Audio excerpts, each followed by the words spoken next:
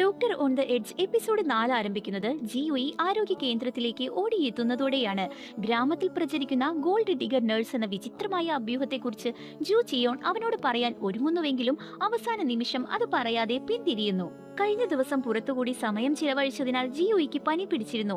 ആരോഗ്യ കേന്ദ്രത്തിൽ വിശ്രമിക്കുന്നതിനിടെ ഹാരി അവനൊപ്പം ഇരുന്ന് ഫോട്ടോകൾ കാണിക്കുകയും സൗഹൃദപരമായി സംസാരിക്കുകയും ചെയ്യുന്നു.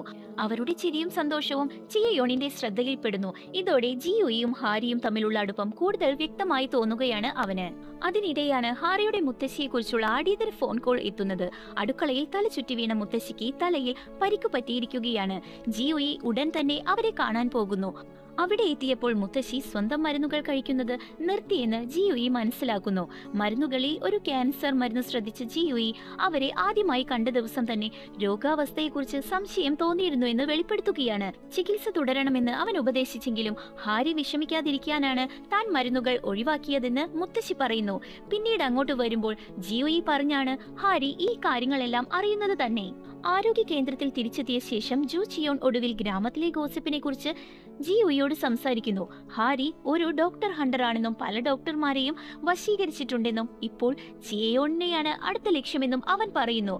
ഇത് കേട്ട് ജിയുയി ഞെട്ടിപ്പോവുകയാണ്. ആദ്യം ആ കഥയിലെ ഡോക്ടർ താനാണെന്നാണ് ജിയുയി കരുതിയിരുന്നത്. പിന്നീട് CPR പരിശീലനത്തിനിടെ ഹാരിയും ചിയോണിനെയും സന്തോഷത്തോടെ സംസാരിക്കുകയും ചിരിക്കുകയും ചെയ്യുന്നത് കണ്ടപ്പോൾ ജിയുയുടെ മനസ്സിൽ സംശയം വളരുന്നു. ഗ്രാമത്തിലുള്ളവർ ഇരുവരെയും കുറിച്ച് സംസാരിക്കുന്ന പഴയ രംഗങ്ങളും അവന്റെ മനസ്സിലേക്ക് വരികയാണ്. അന്ന് വൈകുന്നേരം ഹാരിയും ചിയോണും ഈ അഭ്യൂഹങ്ങളെ കുറിച്ച് സംസാരിക്കുന്നു. ഇത്തരം സംസാരങ്ങൾ തനിക്ക് അസ്വസ്ഥത ഉണ്ടാക്കുന്നുവെന്നും ഗോസിപ്പിന് കൂടുതൽ പ്രോത്സാഹനം നൽകരുതെന്നും ഹാരി ചിയോണിനോട് പറയുന്നുണ്ട്. അന്നു രാത്രി കൺവീനിയൻസ് സ്റ്റോറിൽ ജിയുയിയെ കണ്ടപ്പോൾ അവൻ തണുത്ത സമീപനമാണ് അവളോട് കാണിക്കുന്നത്. ഹാരി കാര്യങ്ങൾ വിശദീകരിക്കാൻ ശ്രമിച്ചെങ്കിലും ജിയുയി അവളെക്കുറിച്ചുള്ള വേദനിപ്പിക്കുന്ന ആരോപണങ്ങൾ എടുത്തു പറയുകയാണ്. അത് ഹാരിയെ ആഴത്തിൽ മുറിവേൽപ്പിക്കുകയും അവരുടെ ബന്ധത്തിൽ അകലം സൃഷ്ടിക്കുകയും ചെയ്യുന്നു.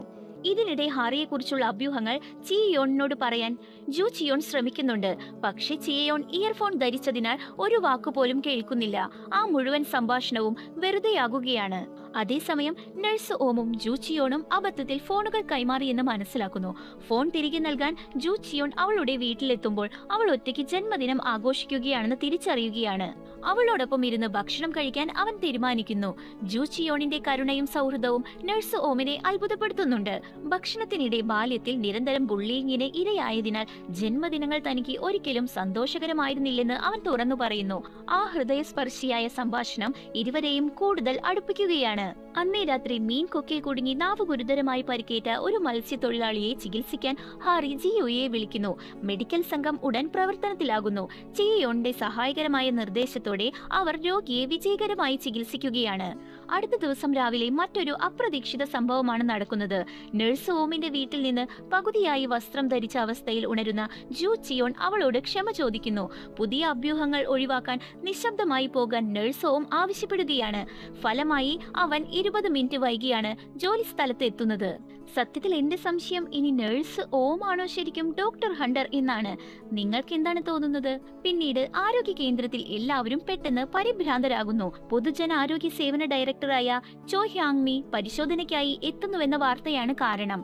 ജിയുയും ഗവർണറും തമ്മിലുണ്ടായ മുൻകാല പ്രശ്നത്തിന്റെ അടിസ്ഥാനത്തിലാണ് ഔദ്യോഗിക മുന്നറിയിപ്പ് നൽകാൻ അവൾ എത്തുന്നത്. ഇത്തരം മുന്നറിയിപ്പുകൾ കൂടുതലായാൽ ശമ്പളത്തെയും അവധിയെയും ബാധിക്കപ്പെടാം. അതിനാൽ മുഴുവൻ സ്റ്റാഫുകളും തിരക്കിലാകുന്നു. നഴ്സ് ഹാങ് എല്ലാവരോടും വൃത്തിയാക്കാനും ID കാർഡുകൾ ധരിക്കാനും നിർദ്ദേശിക്കുന്നു. ജിയുയുടെ ഔദ്യോഗിക ID ഇതുവരെ ലഭിച്ചിട്ടില്ലാത്തതിനാൽ കിം ഡു പാലിന്റെ പഴയ ID ഉപയോഗിക്കേണ്ടി വരുന്നു. ഡയറക്ടർ എത്തിയ ശേഷം ഗവർണറുടെ സന്ദേശം കൈമാറുകയും ഗവർണറുടെ പേര് പോലും ഓർക്കാത്തതിനായി ജിയുയെ ശാസിക്കുകയും ചെയ്യുന്നു. എന്നാൽ ആ ശിക്ഷയോട് താൻ യോജിക്കുന്നില്ലെന്നും ഡയറക്ടർ അപ്പോൾ തന്നെ വ്യക്തമാക്കുന്നുണ്ട്.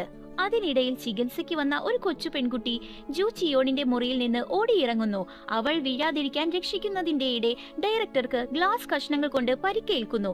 ജിയുയി ഉടൻ തന്നെ ചികിത്സ നൽകി അവളുടെ ബഹുമാനവും സ്നേഹവും നേടുന്നുണ്ട്. പിന്നീട് ഗ്രാമത്തലവൻ ശക്തമായ കാറ്റിനെയും ഉയർന്ന തിരമാലകളെയും കുറിച്ചുള്ള മുന്നറിയിപ്പ് നൽകുന്നു. ഫെറി സർവീസുകളും ബോട്ട് യാത്രകളും നിർത്തിവെക്കപ്പെടുന്നു. അതുകൊണ്ട് തന്നെ ഡയറക്ടർക്ക് ഇന്ന് ദ്വീപ് കടക്കാൻ സാധിക്കില്ല. ഇന്നേ ദിവസം ഇവിടെ ചിലവഴിക്കേണ്ടി വരും. അതുകൊണ്ട് തന്നെ ഡയറക്ടർ മുഴുവൻ സ്റ്റാഫിനെയും ഡിന്നറിന് ക്ഷണിക്കുന്നു. ഭക്ഷണത്തിനിടെ നഴ്സ് ഓം ഒരു രാത്രി മാത്രം നീണ്ടു നിൽക്കുന്ന ബന്ധത്തെക്കുറിച്ച് സംസാരിക്കുന്നു. എന്നാൽ അത് ഹാരിയെയും ചിയയോണിനെയും കുറിച്ചുള്ള അഭ്യൂഹങ്ങളുമായി ബന്ധപ്പെട്ടതാണെന്ന് ഹാരി തെറ്റിദ്ധരിക്കുന്നു. അവൾ സത്യത്തിൽ ബർത്ത്ഡേ ദിവസം ഉണ്ടായ കാര്യത്തെക്കുറിച്ചായിരുന്നു ചോദിച്ചത്. എന്നാൽ ഇത് കേട്ട് വിഷമിച്ച ഹാരി അവിടെ നിന്നും പോകുന്നു. ജിയുയി അവളുടെ പിന്നാലെ പോയി തെറ്റിദ്ധാരണ മാറ്റാൻ ശ്രമിക്കുന്നുണ്ട്.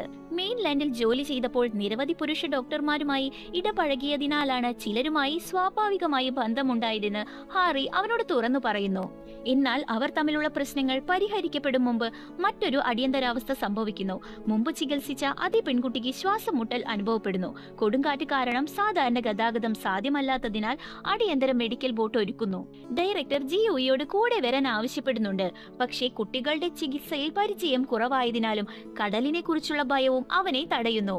എന്തായാലും ഹാരിയുടെ നിർദ്ദേശമനുസരിച്ച് ജിയുയി അവരുടെ ഒപ്പം പോവുകയാണ്.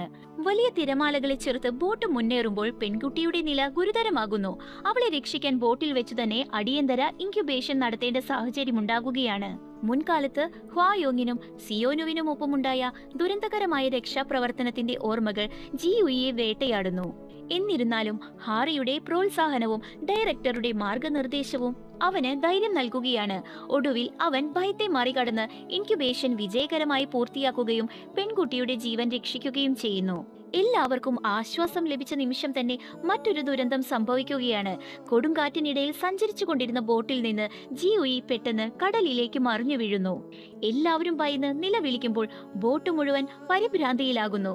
ജിയുയിക്ക് എന്ത് സംഭവിക്കും എന്ന ചോദ്യവുമായി പ്രേക്ഷകരെ ആകാംക്ഷയുടെ കൊടുമുടിയിൽ എത്തിച്ചുകൊണ്ട് എപ്പിസോഡ് 4 ഇവിടെ അവസാനിക്കുകയാണ്. ഇന്നത്തെ വീഡിയോ ഇഷ്ടമാവുകയാണെങ്കിൽ ലൈക്ക് ചെയ്യാനും ഷെയർ ചെയ്യാനും നിങ്ങളുടെ അഭിപ്രായങ്ങൾ കമന്റ് ചെയ്യാനും മറക്കരുത്. അടുത്ത വീഡിയോ കാണുന്നതിനായി മറക്കാതെ തന്നെ നമ്മുടെ ചാനൽ സബ്സ്ക്രൈബ് ചെയ്യുക. അടുത്ത വീഡിയോയുമായി വീണ്ടും കാണാം.